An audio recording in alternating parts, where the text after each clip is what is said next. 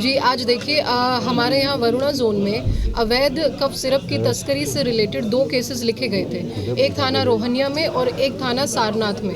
दोनों में ही जो मोडस ऑपरेंडाई है वो एक ही तरीके का यूज़ किया गया था। जो रोहनिया का केस है उसमें हमने 3 लोगों की गिरफ्तारी करी है, जिसमें से पहले का आदमी का नाम है स्वप्निल केसरी, दूसरा दिनेश यादव, तीसरा आशीष यादव। और जो सारनाथ का केस है उसमें 2 लोगों की गिरफ्तारी हुई है, जिसमें पहला आदमी है विष्णु पांडे और दूसरा आदमी है लोकेश अग्रवाल। अब इन लोगों का हम आपको एक मोडस ऑपरेंडाई सबसे पहले क्लियर कर दें। ये जो लोग हैं इनका काम है अवैध शेल कंपनियों को खोलना।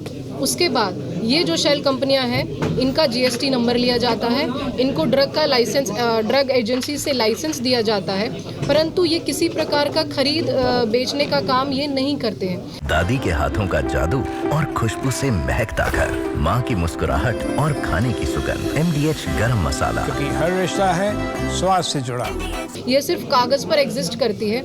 झूठे जीएसटी बिल्स और इनवॉइस क्रिएट करके, झूठे ईवे बिल क्रिएट करके एक पूरा फाइनेंशियल ट्रांजैक्शन का फर्जी कंपनियों के थ्रू बैंकिंग चैनल से वेब क्रिएट किया जाता है और फाइनल जो नोड इस बैंकिंग ट्रांजैक्शन की जाती है वो न्यू वृद्धि जो कंपनी है, सैली एंटरप्राइजेज है, शिल्पी एंटरप्राइजेज है, और इस प्रकार की शुभम जायसवाल, दिवेश जायसवाल और उनके एसोसिएट्स की फर्म्स को इन सारे पैसों का फाइनल ट्रांजैक्शन के रूप में उनके अकाउंट में जाता है। तो हमने जब पूछताछ करी, हमने 3 फर्जी कंपनियां रोहनिया में हमने निकाली, जिनका की है अल उकबा नाम है, एक का नाम है SP फार्मा, तीसरे का नाम है सिंह मेडिकोस। ऐसे ही सारनाथ में पैरेलल एक कंपनी है PD फार्मा।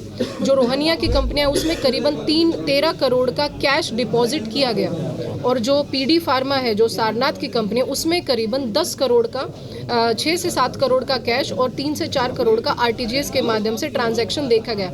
परंतु ये चारों ही कंपनियां शेल कंपनियां हैं। फिजिकल रूप से इनके पास कोई भी खरीद बेच का कोई भी सामान नहीं है, माल नहीं है, सिर्फ एक कमरे नुमा जगह पे टेबल और चेयर लगाते हैं। ये कंपनियां जो अवैध कफ सिरप है जो कि डाइवर्ट की जाती है बिहार में, वेस्ट बंगाल में, बांग्लादेश में, क्योंकि वहाँ पर 10 गुना इसका दाम है। वहाँ से जो भी हमें पैसा, जो भी इनको पैसा मिलता था उसको गोल्ड के रूप में या हवाला के रूप में कैश के नोट से यहाँ पर वाराणसी में रिसीव किया जाता था। रिसीव करने वाले लोग रोहनिया में हैं दिनेश यादव, आशीष यादव, शुभम जायसवाल, और एक सारनाथ से एक नाम आया है प्रतीक गुजराती और लोकेश अग्रवाल, जिसकी हमने गिरफ्तारी करी है। ये लोग इस सारे पैसे को इन शेल कंपनियों में जमा करते थे।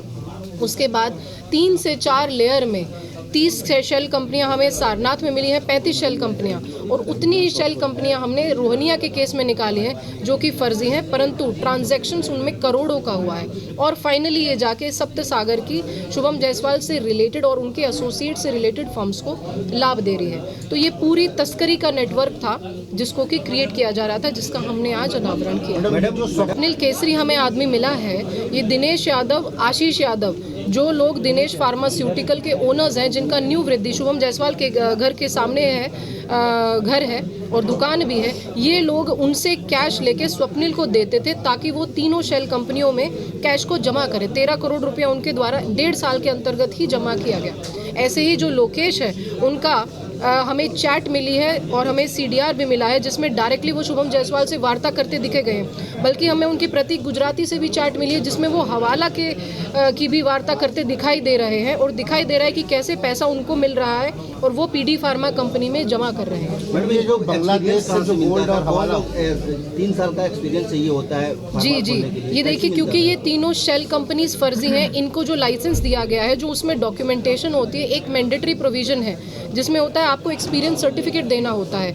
हम ये आपको बता दें कि जो सारनाथ में हमारी PD फार्मा कंपनी, जो कि एक शेल कंपनी है जो कि फर्जी है, उसको जो एक्सपीरियंस सर्टिफिकेट शुभम जायसवाल के साइन से मिला था, न्यू वृद्धि कंपनी ने प्रमाणित किया था कि ये हमारे यहाँ काम किए हैं और इनका फर्म जेन्युइन है। तो इसलिए हम डायरेक्ट लिंक इस्टेब्लिश कर पाए उनकी बातचीत से, चैट से, इस सर्टिफिकेट से, और फाइनली फाइनेंशियल ट्रांजैक्शन जो शेल कंपनीज के 4 लेयर से हुआ उससे। बांग्लादेश से जो हवाला और गोल्ड का लेन-देन होता था, हवाले के पैसे का 10 नोट की बात आ रही है। जी, जो लोकेश अग्रवाल पकड़े गए हैं सारनाथ के केस में, इनके चैट से हमें पता लगा कि कोई प्रतीक गुजराती नाम के आदमी हैं जो शुभम जायसवाल से बहुत क्लोज निट ग्रुप में है। प्रतीक गुजराती की शिल्पी फार्मा की एक कंपनी है सप्तसागर की, जिनके न्यू सैली और न्यू वृद्धि से फाइनेंशियल ट्रांजैक्शन भी है। वो आदमी कैश को संभालता है वाराणसी में, और उसके बाद स्वप्निल जैसे लोगों को, लोकेश अग्रवाल जैसे लोगों को और दिनेश और आशीष यादव को देता है, ताकि वो शेल कंपनियों के थ्रू पैसे को इंट्रोड्यूस कर सके और ब्लैक को वाइट कर सके। इतनी बड़ी संख्या में वो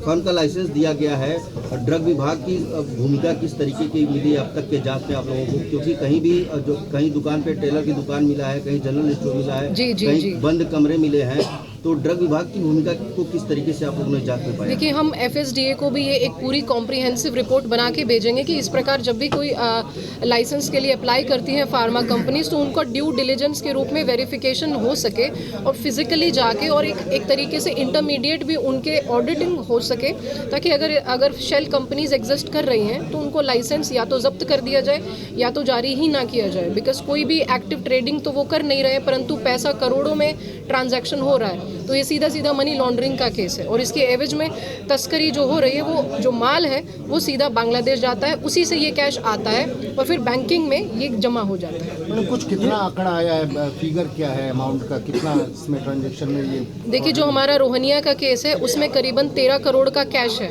और उससे भी ज़्यादा करीबन 21 से 22 करोड़ का फर्म्स के थ्रू जो RTGS हुआ है, जिसका हम अभी भी असेसमेंट कर रहे हैं, बिकॉज बहुत बड़ा वेब है ये शेल कंपनीज का। ऐसे ही जो सारनाथ है उसमें PD फार्मा कंपनी में 4 से 5 करोड़ का तो कैश डिपॉजिट है और 10 से 12 करोड़ का ट्रेडिंग विभिन्न फर्म्स को है, जबकि कोई एक्टिव खरीद बेच तो हो नहीं रहा है। क्या कोई गोल्ड भी मिला इस हवाले में जो आप? गोल्ड नहीं मिला है, लेकिन हमें जो चैट मिली है, जो कि लोकेश अग्रवाल, शुभम जायसवाल और प्रतीक के साथ जो चैट है, वो एक कोड लैंग्वेज का यूज़ करते हैं। नीले से पीला वो बोलते हैं, जिसका मतलब है कफ सिरप की तस्करी जो बांग्लादेश जा रही है, उससे गोल्ड और कैश दोनों में ही हवाला से पैसा आता है। 10 नोट के जो खेल है क्या है? 10 आरोपी हैं आशीष यादव और जो स्वप्निल केसरी हैं, क्या इनका कुछ पॉलिटिकल शुभम कनेक्शन भी कुछ सामने आया है? पॉलिटिकल कनेक्शन सामने आया अब तक के जांच? विधानसभा में भी इस बात का खुद CM ने भी जिक्र किया था। अमित यादव का भी नाम लिए थे मुख्यमंत्री योगी आदित्यनाथ जी। देखिए, जो चूंकि पुलिस का काम अपने केस को देखना और एक जो पूरा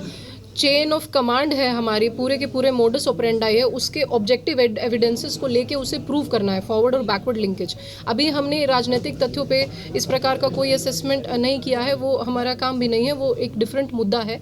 परंतु इसका जो लिंक हमने स्थापित करे हैं, बैकवर्ड लिंक भी और फॉरवर्ड लिंक भी, उनके चैट्स के थ्रू, उनके कॉल्स के थ्रू, उनके लोकेशंस के थ्रू, उनके IPDR के थ्रू और फाइनेंशियल ट्रांजैक्शन की पूरी चेन के थ्रू, वो हम क्लियरली साइंटिफिकली प्रूव कर सकते हैं। कोई ऐसा नाम दिनेश यादव का क्या रोल है इसमें? इस पूरे मामले में एक नाम स्टार्टिंग में आ रहा था शुभम जायसवाल के साथ प्रशांत उपाध्याय लड्डू, राधिका एंटरप्राइजेज उसके फर्म का नाम। जी। क्या उसका रोल क्या है? जी, हम बता रहे हैं। जो हमारा रोहनिया का केस है, उसमें 3 जो फर्जी फर्म्स खोली गई थी, उसमें से एक फर्म है अल उकबा। अल उकबा का जो प्रोपराइटर है उसका नाम है सद्दाम हुसैन। सद्दाम हुसैन चूँकि हमें मौके पे मिले और उन्होंने हमें अप्रूवर बनके और विटनेस बनके ये बताया है पूरा कि कैसे स्वप्निल ने उनको कांटेक्ट किया। उसी फर्म से राधिका और राजेंद्र एंटरप्राइजेज नाम की 2 फर्म्स हैं, जिसमें से राधिका आपको जानकारी है, ये प्रशांत जी की फर्म है। इसमें भी काफ़ी पैसा ट्रांजैक्शन हुआ है, जो फाइनली न्यू वृद्धि और सैली में गया है। तो उधर से भी link very clear, financial transaction से बहुत ही क्लियरली वो लिंक दिखाई दे रहा है। प्रशांत उपाध्याय से कभी पूछताछ हुई है इस विषय पर? नहीं, इस विषय में क्योंकि उनका नाम जो राधिका एंटरप्राइजेज है उससे अल उकबा से ट्रांजैक्शन हुआ है, तो वो डायरेक्ट नहीं, वो सेकंड और थर्ड लेयर में लिंक है। लेकिन अभी इन्वेस्टिगेशन जारी है। 50 कुछ फर्म्स हैं जिनके हमें और फाइनेंशियल ट्रांजैक्शन देखने हैं, तो आगे की कार्रवाई भी इसमें। ये अपराधी लोग कहाँ से पकड़े गए हैं? ये अपराधी जो विष्णु पांडे हैं, लोकेश हैं, ये सारनाथ से पकड़े गए हैं, और इधर जो रोहनिया वाले लोग हैं वो रोहनिया में ही पकड़े गए हैं। जो इसमें स्वप्निल आदमी है वो चंदौली, सोनभद्र और हमारा रामनगर और रोहनिया चारों टीम्स हैं जो उनको खोज भी रही थी पहले भी। हमें राजू की पूरी टीम ने उनको पकड़ा है, जिनके लिए वो मतलब बहुत ही प्रशंसनीय एफर्ट है उनका। सब उनको खोज रहे थे, परंतु ये की आदमी है जो कैश जमा करता था, जिसके हमें लिंक डायरेक्ट यादव से और शुभम जायसवाल से मिले। मैडम 10 करोड़ क्या खेल है? 10 नोट जी, वो कोड लैंग्वेज है जो लोकेश के चैट में हमें शुभम जायसवाल से जो वो चैट कर रहे हैं व्हाट्सएप चैट, उसमें 10 के नोट के साथ नीचे कुछ कोड लैंग्वेज है जो कि हवाला के ट्रांजैक्शंस में यूज़ होता है। हम उसे और आगे उसको स्टडी कर रहे हैं। प्रथम दृष्टया यही चीज़ है कि वो चैट में एक इंडिकेशन है कि आपको इतना पैसा इतने डिनोमिनेशन में इस समय और इस दिन ट्रांसफर। मैम, इनसे सामान की क्या बरामद हुआ है और क्या कुछ कैश भी मिला है क्या? कैश इसमें नहीं मिला। इनके जो हमने सारे साइंटिफिक एविडेंसेस कलेक्ट किए हैं, जिसमें कि लोकेश का सारे डॉक्यूमेंट्स हैं, उसके लैपटॉप है, उसका फ़ोन का चैट है, सारे के सारे साइंटिफिक एविडेंसेस हमने एक्सट्रैक्ट किए हैं। वो सारी चीज़ें हमें बरामद हुई। क्या रोहनिया थाने को पुरस्कार मिलेगा इस बार? बिल्कुल बिल्कुल, रोहनिया और सारनाथ दोनों की टीम्स, बिकॉज एसीपी रोहनिया और एसीपी सारनाथ स्वयं इस चीज़ में लगे हुए थे, और दोनों ही इंस्पेक्टर्स, दोनों एसएचओज और उनकी पूरी टीम बहुत ही प्रशंसनीय एफर्ट उन्होंने किया है पूरे केस को सुलझाया और एंड टू एंड इन्वेस्टिगेशन को उसका लॉजिकल एंड तक पहुंचाया है। इसलिए दोनों को ही डीसीपी सर के माध्यम से 25,000 का दोनों को अलग अलग इनाम भी घोषित किया है। और अभी सीपी सर है नहीं, सीपी सर जैसे ही आ जाएंगे, आई एम वेरी श्योर कि उनके ही माध्यम से उनको प्राइज़ दिया भी जाएगा। मैडम, शुभम जायसवाल की ट्रैवल नहीं हो पाया है जी, उसके लिए भी जो कार्रवाई है वो चल रही है। आपने देखा होगा एलओसी जारी हुआ है। जैसे ही हमारे मुकदमे में चार्जशीट लग जाती है तो हमारे पास रेड कॉर्नर नोटिस जारी हो जाएगा। उसके बाद उनका एक्स्ट्राडिशन का प्रोसेस और संभवतः फिर उनको हम वापस भारत ला पाएंगे। उसी के लिए 50,000 का इनाम है ना? जी। 38 करोड़ रुपए की जो अवैध संपत्ति थी उसको जब्त किया गया है, तो इसका क्या मतलब माना जाए कि क्या आने वाले दिनों में उसके घरों पर भी बुलडोजर की कार्रवाई हो सकती है? 2 जनवरी तक की तारीख है जब कोर्ट ने अभी उनको बोला है कि आप ब्यौरा देने के लिए समय दिया। जी, जो आपको पता है 107 BNSS में हमारे पास ये एक प्रोविज़न है जिसमें कि अपराध से अर्जित जो संपत्ति होती है उसकी कुर्की का ड्यूरिंग इन्वेस्टिगेशन हो सकता है। उसी के अंतर्गत ये सारी प्रॉपर्टी का चिन्हीकरण हुआ है और ये कोतवाली के केस से हुआ है, जिसमें कि आगे की प्रक्रिया है, क्योंकि इसमें न्यायालय 14 दिन का समय देता है जिसमें कि आपको जवाब दाखिल करना होता है कि आपकी जो ये संपत्ति है उनके कहाँ से आपने अर्जन किया और कौन सी आपकी एसेट्स थे जिनके की प्रोसीड्स इनके थ्रू आप अर्जन कर पाए। तो यदि वो नहीं सेटिस्फैक्ट्री जवाब वो जुडिशरी के सामने दे पाते हैं तो कुर्की का आदेश भी पूरा संभवतः ये हो पाएगा, पूरा आगे तक जा पाएगी ये हमारी कार्रवाई। बुलडोजर चलेगी? नहीं, कुर्की की कार्रवाई। अब छोलिया हो या लोबिया, सफेद चने या काले चने, सब कुछ मजेदार बने। MDH